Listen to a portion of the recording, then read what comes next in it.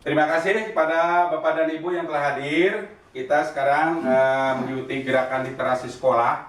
Ya, sebelumnya itu kita seperti biasa dengan menggunakan yel-yel. Salam literasi. Salam literasi. Literasi Jabar. Sukses. Jabar literasi. Oke. Jabar Kaiji. Yes, yes, yes. Ya, terima kasih.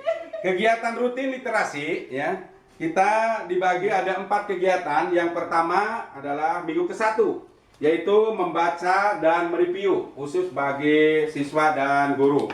Juga minggu kedua yaitu adalah menulis, adalah juga mereview bagi siswa dan guru. Dan kegiatan yang ketiga yaitu frekuensi dan kita melaksanakan diskusi ya. Kemudian ke minggu keempatnya mengadakan rekap atau diklaim ke www.literasi Jabar Provinsi Go Aid ya.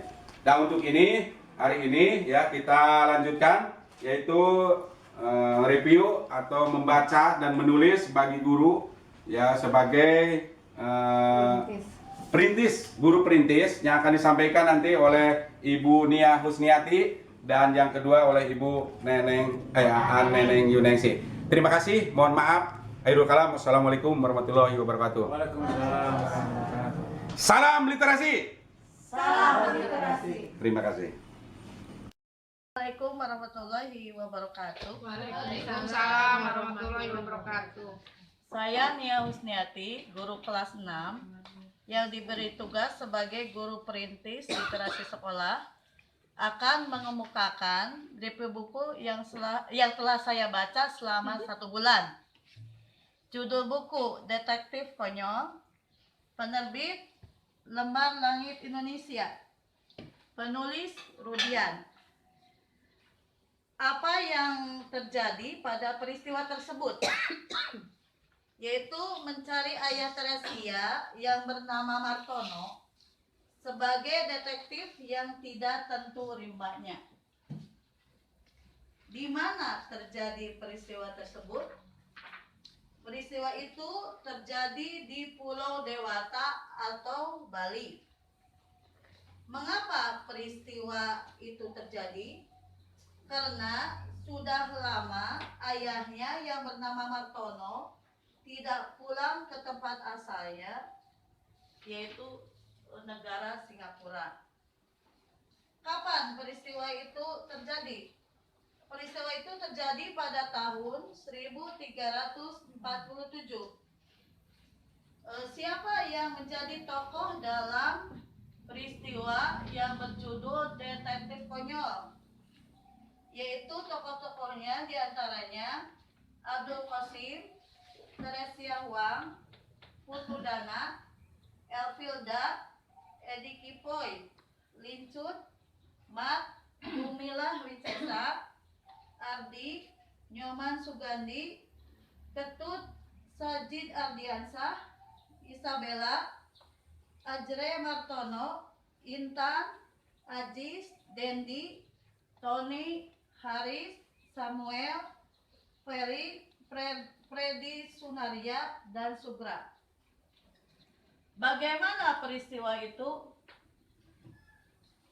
Pada novel Detektif Konyol diceritakan bahwa Teresia Huang bersama dengan detektif bayarannya yang bernama Abdul Qasim dan Kipoy mendatangi atau menyusuri tempat yang pernah disinggahi oleh Martono sebagai ayahnya dan orang-orang yang ada hubungannya dengan ayahnya, yaitu di Bali, seperti Rumah Putu Dana, Pantai Lovina dan Pantai Sanur, Pantai Kuta, dan yang terakhir adalah Pura Blanjong.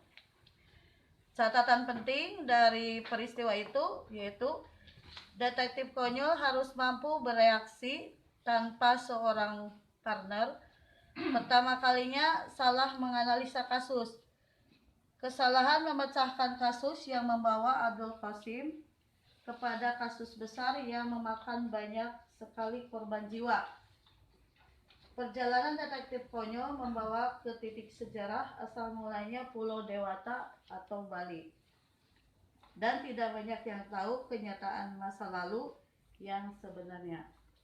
Itulah yang masalah atau hal-hal yang saya kemukakan. Barangkali Bapak atau Ibu Guru ada yang mau ditanyakan, silakan.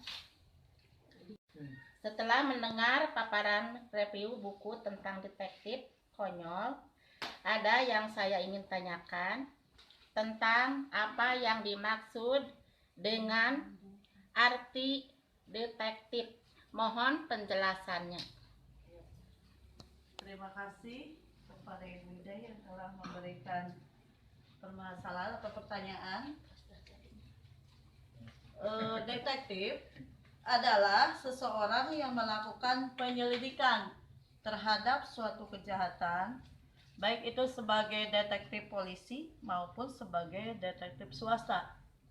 Bagaimana Bu? Apakah sudah puas atas jawaban saya? Sudah, terima kasih. Baik, selanjutnya barangkali ada lagi Ibu atau Bapak yang mau bertanya? Dari saya, Ya, silakan. pertanyaan saya mungkin hampir sama dengan apa yang diutarakan oleh Ibu Ida. Tapi di sini yang saya tanyakan itu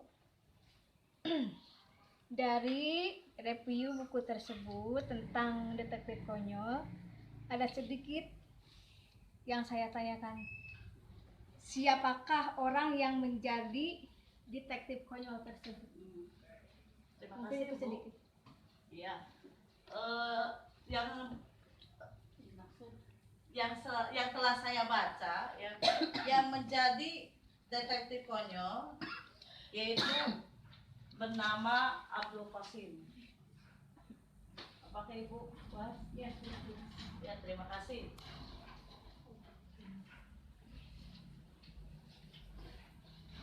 Sudah cukup? Ya. Ya. Terima kasih sih, itu barangkali Ibu yang sudah menyampaikan dan mereview hasil karyanya selama 1 bulan.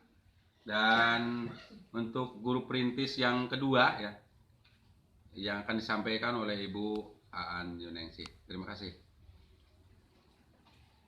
Assalamualaikum warahmatullahi wabarakatuh. Waalaikumsalam.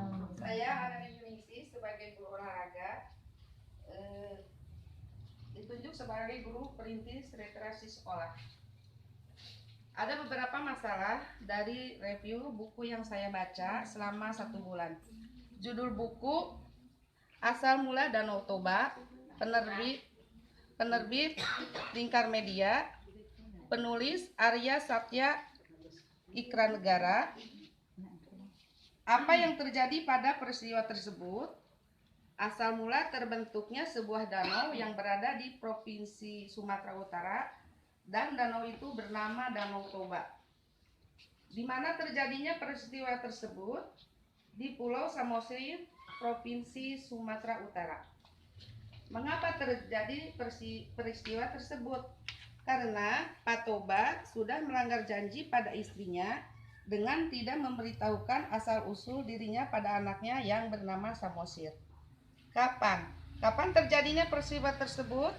Setelah Pak Toba memarahi anaknya dan bertengkar dengan istrinya, kemudian istrinya menangis dan pergi ke tepi sungai tempat dia dulu berasal, dan tidak lama kemudian terjadilah badai dan banjir besar. Siapa yang menjadi tokoh yang terlibat dalam peristiwa tersebut? Pak Toba, istri Pak Toba, jelmaan ikan, dan anaknya yang bernama Samosir. Bagaimana peristiwa itu terjadi? Pak Toba menikahi istrinya jelmaan ikan, dan mereka berjanji tidak akan membocorkan kepada siapapun bahwa istrinya jelmaan seekor ikan. Tetapi Pak Toba murka dan marah kepada anaknya Samosir, sehingga dia bilang bahwa anaknya adalah anak ikan atau jelmaan ikan. Catatan penting atau yang penting bahwa kita sebagai seorang anak harus menghormati kedua orang tua kita dan menghargai kerja keras kedua orang tua kita, dan kita sebagai anak harus giat belajar dan membantu orang tua. Kita jangan sekali-kali membantah orang tua atau berbohong dan menolak atau susah disuruh oleh orang tua.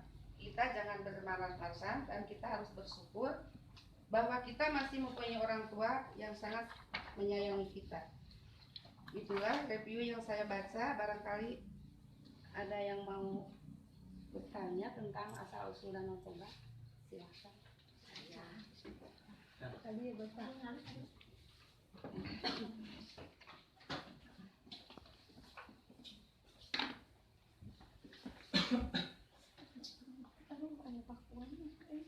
Setelah mendengar dan paparan review buku tentang asal-usul Danau Toba,